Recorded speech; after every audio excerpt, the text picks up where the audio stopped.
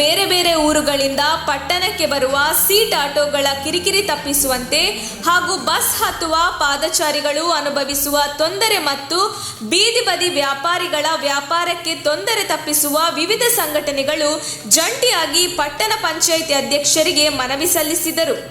ಕಾರ್ಮಿಕ ಸಂಘಟನೆಗಳು, ಬೀದಿ ಬದಿ ಆಟೋ ಮಾಲೀಕರು ಹಾಗೂ ಚಾಲಕ ಸಂಘದ ವ್ಯಾಪಾರಿಗಳ ಸಂಘ ನಿಯೋಗ ಪಟ್ಟಣದ ಮುಖ್ಯ ರಸ್ತೆಯಲ್ಲಿ ಮೆರವಣಿಗೆ ನಡೆಸಿ ಪಟ್ಟಣ ಪಂಚಾಯಿತಿ ಅಧ್ಯಕ್ಷರಿಗೆ ಮನವಿ ಸಲ್ಲಿಸಿದರು. ಮಾಯಸಂದ್ರ ವೃತ್ತ, ದಬ್ಬೆಗಟ್ಟೆ ವೃತ್ತ, ಬಾಣಸಂದ್ರ ರಸ್ತೆ, ತಿಪಟೂರು ರಸ್ತೆಯಲ್ಲಿ ನಿರಂತರವಾಗಿ ಪೊಲೀಸರನ್ನು ನಿಯೋಜನೆ ಮಾಡಿಸಿಕೊಡುವಂತೆ ಹಾಗೂ ಸಾಮಾನ್ಯ ಜನರಿಗೆ ಆಗುತ್ತಿರುವ ಕಿರಿಕಿರಿ ತಪ್ಪಿಸುವಂತೆ ಆಗ್ರಹಿಸಿದರು.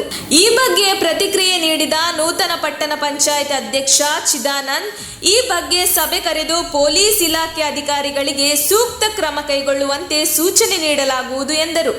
ಈ ಸಂದರ್ಭದಲ್ಲಿ ಸಿಐಟಿಯುನ ಸತೀಶ್, ಆಟೋ ಚಾಲಕರ ಸಂಘದ ಗಂಗಣ್ಣ, ಬೀದಿ ಬದಿ ವ್ಯಾಪಾರಿಗಳ ಸಂಘದ ಮಾರುತಿ, ಜಯ ಕರ್ನಾಟಕ ಪ್ರಗತಿಪರ ಸಂಘಟನೆಯ ವೆಂಕಟೇಶ್ ಮುಂತಾದವರು ಭಾಗವಹಿಸಿದ್ದರು. ಒಂದು ಸರ್ಕಾರವೇ ಒಬ್ಬ ಪೊಲೀಸ್ ಪಿಸಿಗಳು ಆಗ್ತಾ ಇಲ್ಲ, ಪೊಲೀಸರು ಒಬ್ಬರನ್ನು ಆಗ್ತಾ ಇಲ್ಲ. ಹೇಳಿದ್ರೆ ಏನೋ ಒಂದು ಕಾರಣ ಹೇಳ್ಬಿಟ್ಟು ನುಗ್ಗಿಸ್ಕೊಂಡು ಹೋಗ್ತಾರೆ ಪೊಲೀಸರು. ಅಧ್ಯಕ್ಷ ಇಲ್ಲಿಗೆ ಸರ್ವಿಸ್ ಕೊಟ್ಟು ಕರ್ಸಕ ಅಲ್ವಾ? ಹೌದಾ?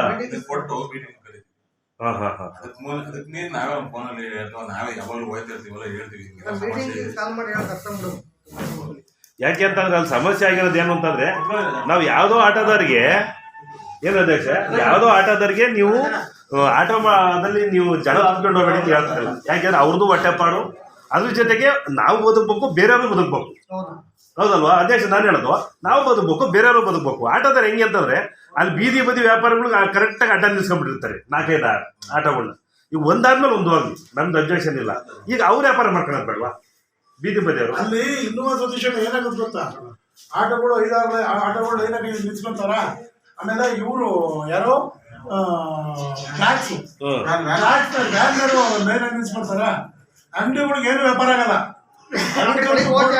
ನಮ್ ಕೈ ಕಂಪ್ಲೇಂಟ್ ಮಾಡ್ತಾನೆ ಇರ್ತಾರೆ, ಏನಾದ್ರು ಮಾಡಿ ಕಂಟ್ರೋಲ್ ಮಾಡಿ, ಏನಾದ್ರು ಮಾಡಿ ಕಂಟ್ರೋಲ್ ಮಾಡಿ ಅಂತ.